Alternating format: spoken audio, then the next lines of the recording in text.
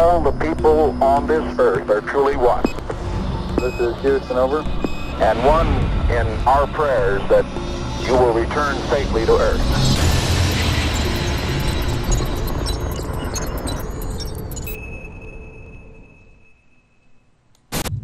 I got the cameras working. Nothing went wrong. I got the cameras working. We can do a show. We're transmitting from a spaceship. Transmitting from a spaceship. This is awesome. This is Specialist Scott. This is Commander Dean Haglund. Did you already see that? Look at that. Yes, we are. This is day 900 plus. I don't know what that was. I don't know either. Yeah, no. Plus or minus.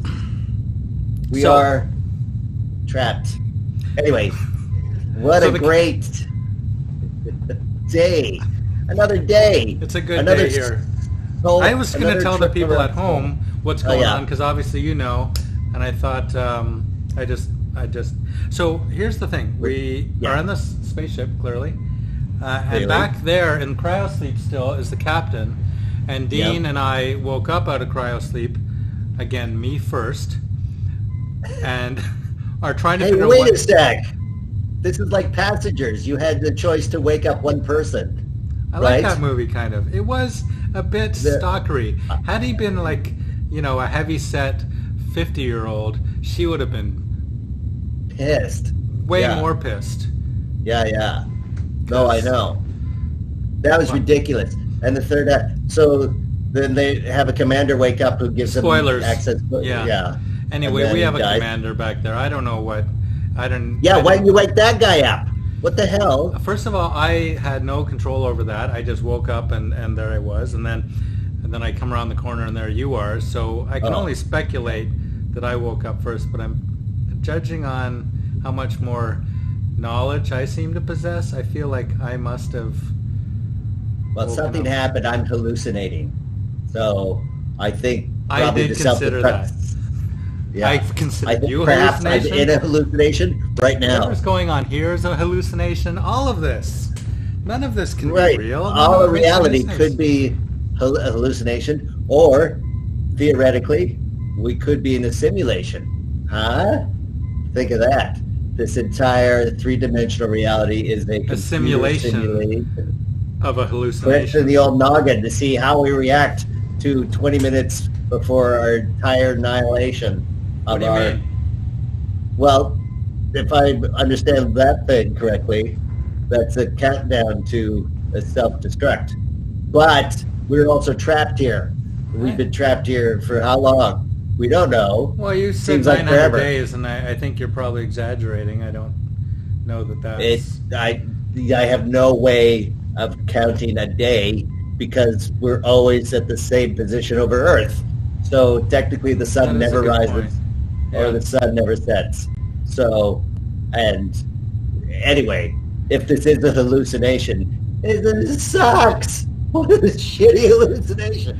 Yeah, of all the things you could hallucinate, this doesn't seem like choice Why number this one? This is ridiculous. But hey, it makes sense. I got a hallucination for us. While I was rummaging around trying to get these cameras going, and I've got them all over the ship. We can jump into different cameras in different places on the ship, which is fun. Amazing. Yeah, That's amazing. Yeah, let me see if I can. Can I access one of the other cameras? That would be cool. Let me see. What? Do we have to go to that part of the ship? Like no. It just.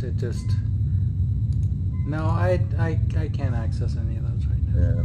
Yeah, okay. Maybe next show, because this is not. But anyway, what I did find was all these historical records of videos that have been transmitted up to our ship, and they have a bit of whatever's going on down on Earth, and is this to okay? I guess they're just to let us know. Record. Yeah, a bit of history, the history of the planet that we take with us, wherever we're going. Called a gravity hole, history hole, record hole. Oh shit, there it is. A glory hole right next to the settling cracks and the door dings. This calls for your secret weapon. You break out the marshmallow paste, but it's not shutting down that hole. The penises are still flying in. Hey there, I'm Bo Riles, Glory Hole Virtuoso. If you're trying to shut down operations on a glory hole, look no further than the liquid drywall. Just spray our whipped cream on there and bingo bango bongo vanishes in seconds. Our shaving cream requires no extra tools, no mess, no repairman. Fuck this repair guy in particular. Give me that wall, bitch. Let me show you how the liquid drywall works. It takes that wall and it puts it in a can. This is wall in a can, motherfucker. It doesn't get more simple than that. Then you spray it on the wall, and that wall leaves the can. Now that wall's on your wall.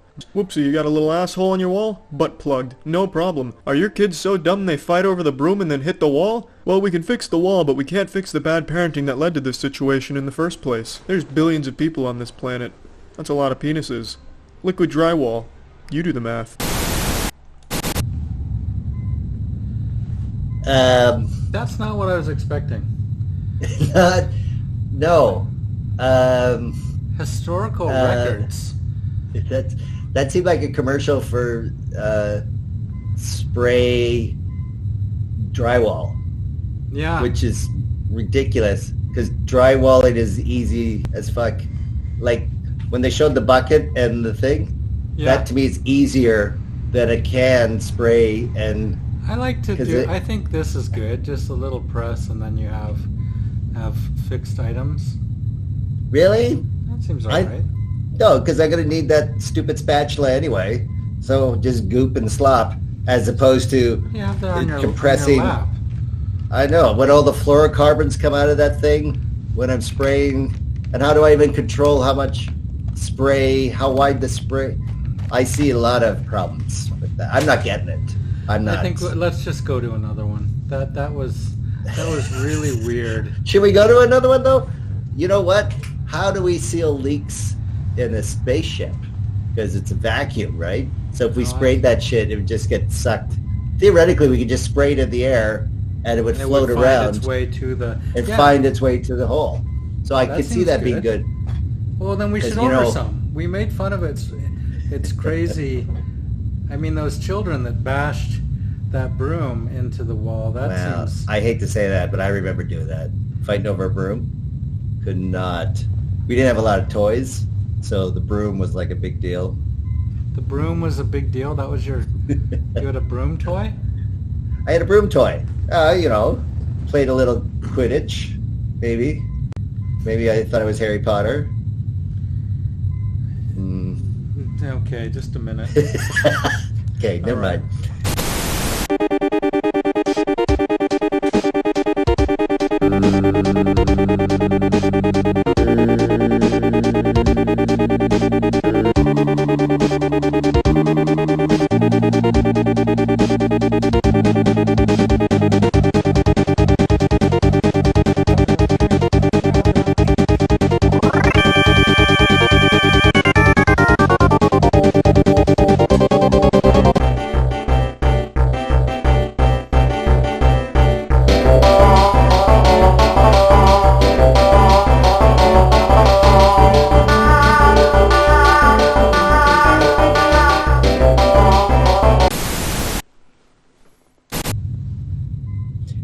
Normally Google is very good about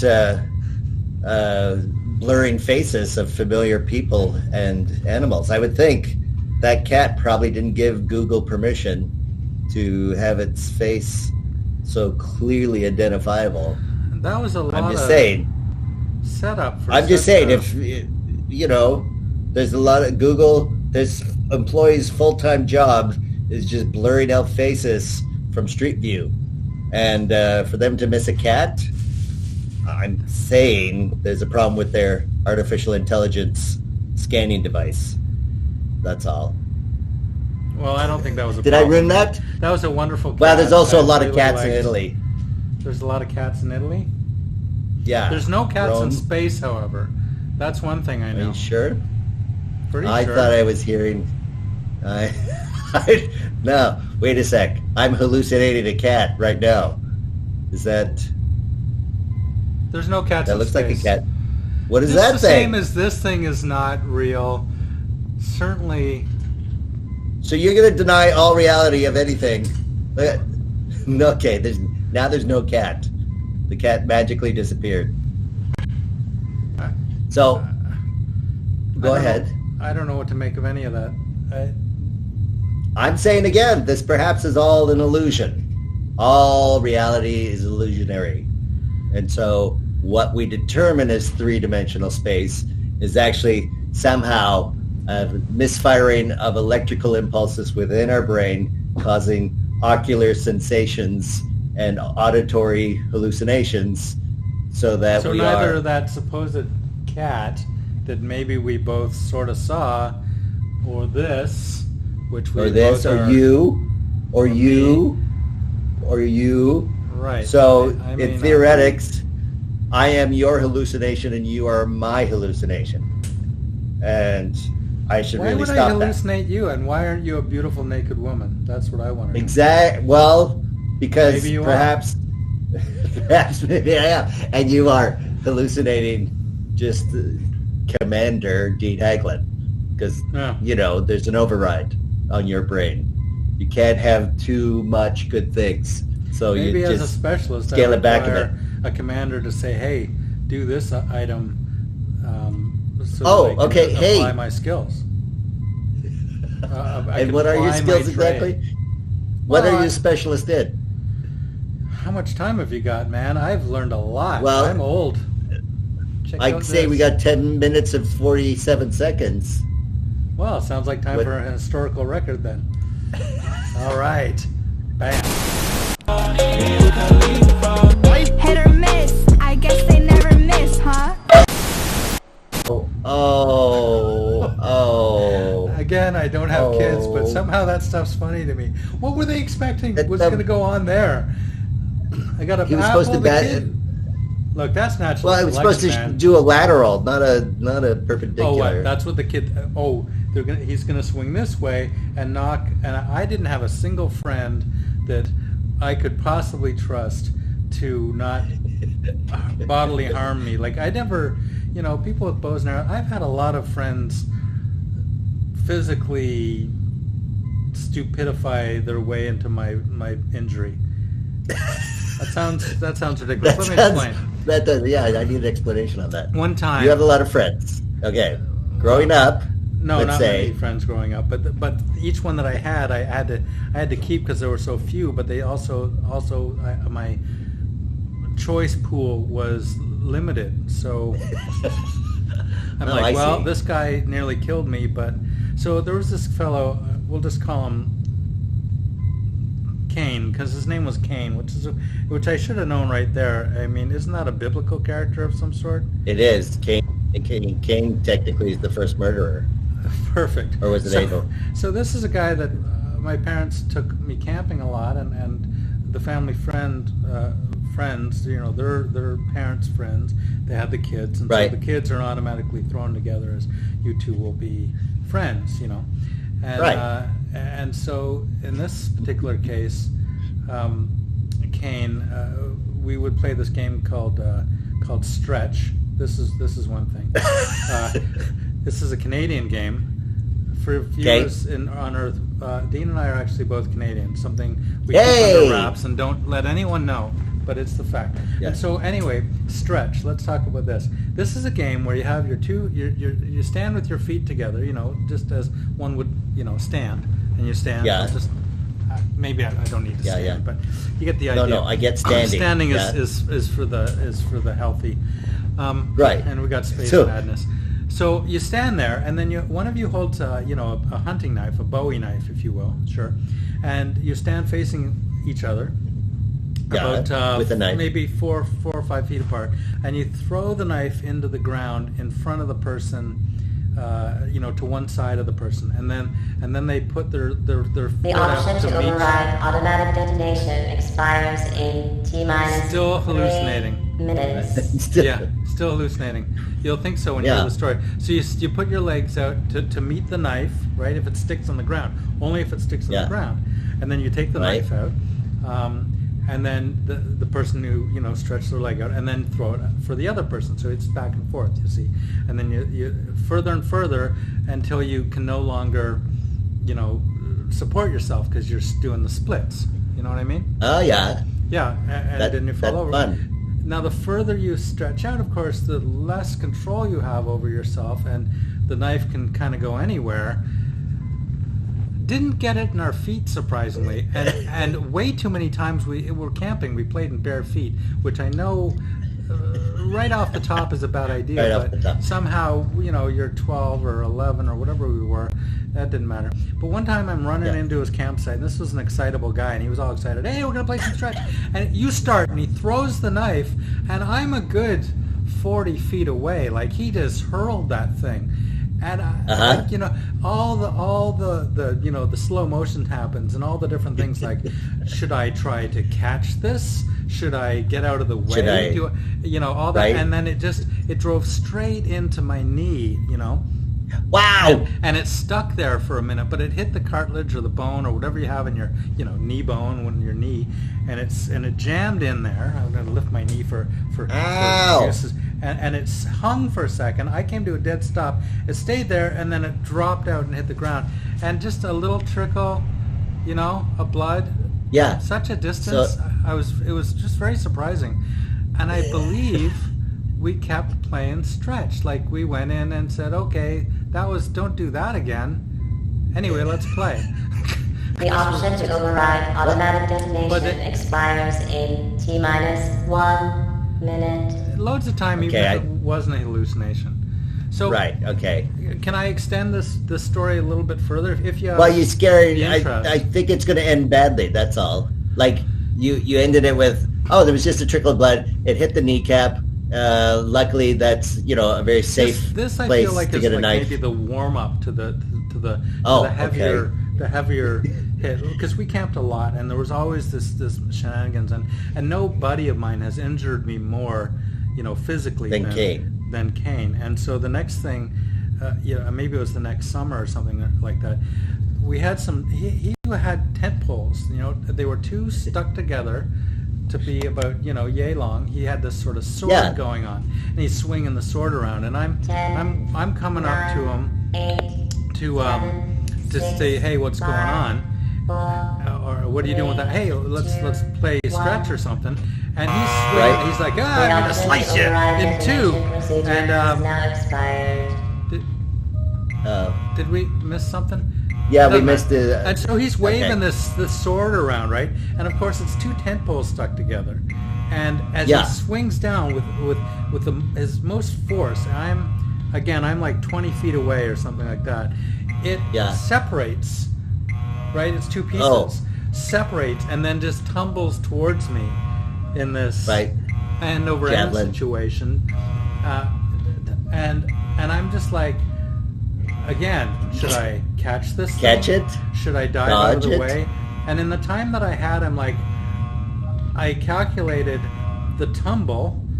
This is going to go clean into my eyeball and just splorch it right out.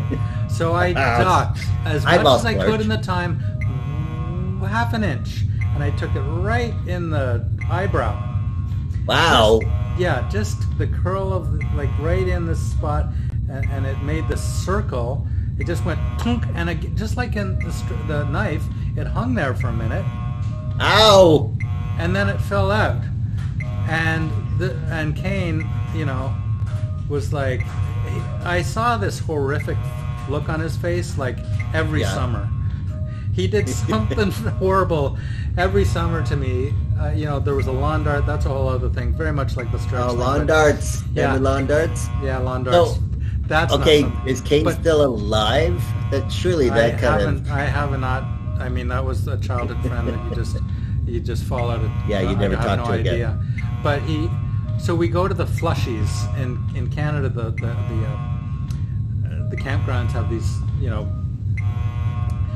more elaborate bathrooms than the just a hole in the ground like they used to be in the other. Right.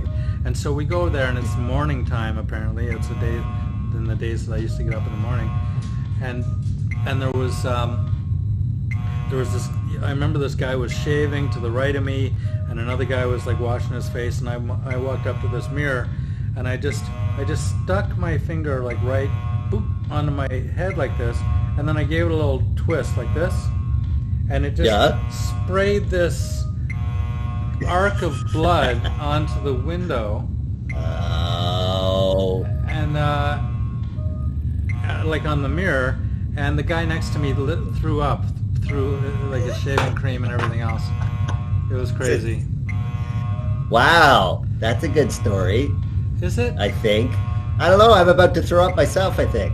That was the first time I ever had stitches. So my mom and her family friend, the mom of Kayne, we'll call her Mother Kayne. Right, Mother Kayne. I like Mother Kayne. They decide to, we have to get you to the hospital to get stitches because obviously loads of just pouring down. So we go to this hospital. I've never had stitches. I'm like 11. I'm kind of freaked out, to be frank. You know, this was before I became so badass that I could take a train hit and become a cyborg. Right. I'm like, stitches, that's gonna suck. So we go there. They dope me up with whatever they, jam in there with the pin and needle. Right, a Novocaine kind of thing. Sure, yeah. And sure enough, they stitched me all up, and I'm just like all woozy and the stuff. And it was one of the hottest summers of record in Canada. And when we're driving back from the campground, my mom and her friend see this antique store. You now have 1 minute to abandon the station. 1 minute to abandon. Tell me the story. I need closure on this story. Well, I could, or we could save it for next time. No, tell me. Well, they stop at this antique store, you see, and they decide to go antiquing, like that was a verb, and look for things to, some old stuff to make their new. And I'm just, I don't know what's going on. I'm just like, I wanted to throw up. I think I probably did throw up a little bit. I was so dizzy. I was like trying. The other kids were in the car. Kayne was there. I'm just, and my mom and her friend were inside. They left us in the car like dogs. 20,